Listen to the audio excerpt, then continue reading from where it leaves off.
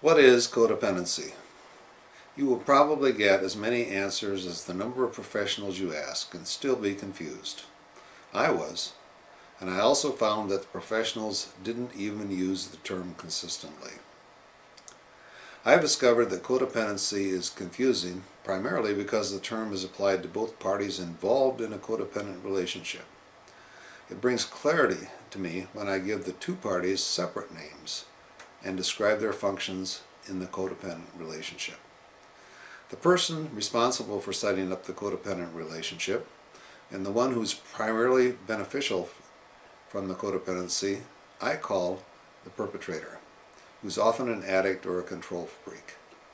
The person who is the primary sufferer in the relationship and the one who is depending on the perpetrator for their happiness is called the codependent. So what exactly is codependency?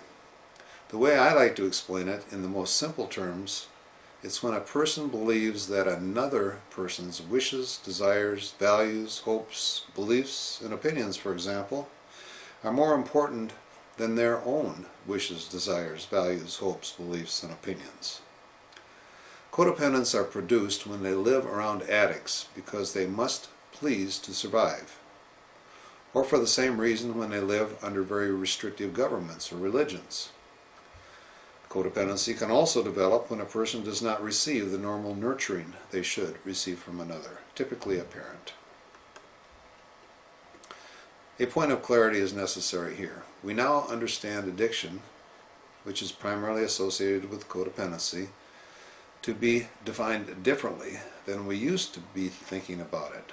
We used to think of addiction as related to illegal drugs, alcohol, caffeine, food, and so on. Now, however, we realize that there are many other addictions, and we better understand them as anything that gives a person an artificial high. Therefore, we understand that the wealthy actress who shoplifts is an addict. Even though she has plenty of money to purchase what she wants, she gets a high from stealing. One of the most common addictions, in fact, is control. Many people get their high from controlling others. Even though it is said that over half our population suffers from codependency, the good news is that the recovery is available with awareness and intentional change on the part of the codependent. Therapy and drugs are not necessary when the codependent understands his or her predicament, if she or he is strong enough to fight it.